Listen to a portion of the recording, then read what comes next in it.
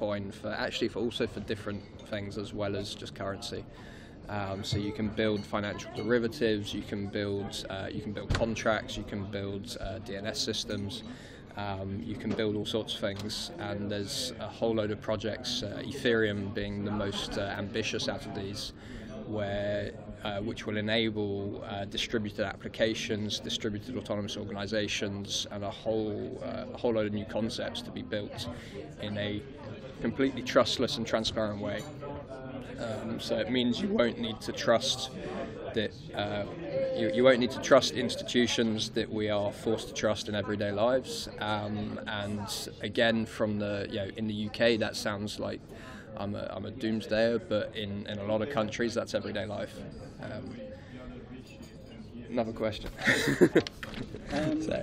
Yeah, is there anything that you wanted to speak about, or maybe you could talk about the meetup, like why it's good to have meetups, or if someone says to you like, why should I use Bitcoin? How do you convince someone that's new to use it?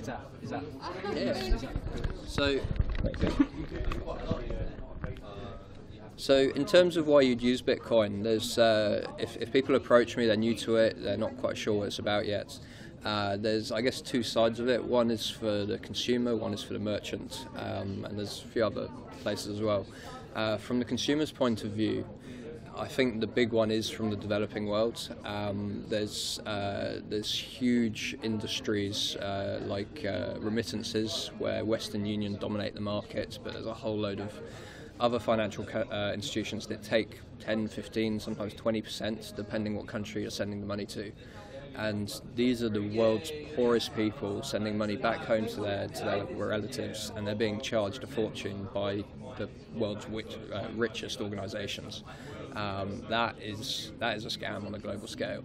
Now with Bitcoin, you can send the money worldwide in a matter of seconds. There's no permission from the bank. There's no asking questions all over the place. There's no stealing your money when it arrives in certain countries. Zimbabwe and Argentina have been known for that. You can just do it, and it's easy. As well as that, you don't have to wait. There's no delays. There's no extortionate charges.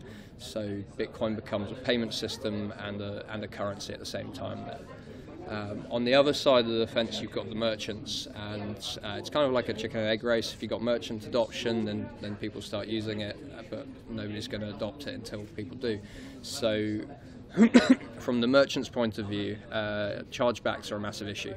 And at the moment, we trust companies like Visa and MasterCard to be the judge and PayPal to be the judge in disputes. But they have a huge incentive to always side with the consumer. And they will side with the consumer unless you take them to court. So the reason for that, obviously, is that it's good for advertising. They don't want to annoy consumers, but they don't care so much about the merchants. On the other side of that, they're also charging extortionate rates. So in the UK, it's depending on the size of your company, it's 1.5% to 2.5% to accept credit cards.